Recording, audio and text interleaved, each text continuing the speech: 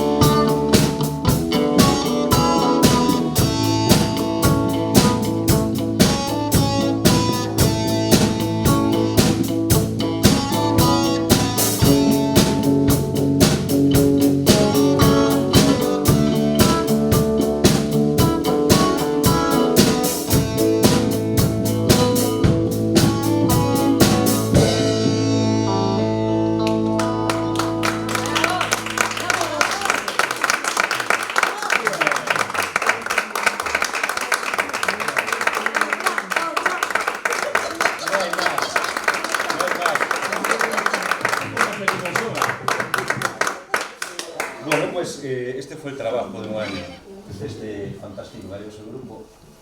Estuvimos, como sabéis, creo, en Cariño, en todos los colegios de por aquí, en Somozas, y faltabais vosotros para escuchar. Creo que es lo más importante. Pues nada, en breve estaremos con otro repertorio.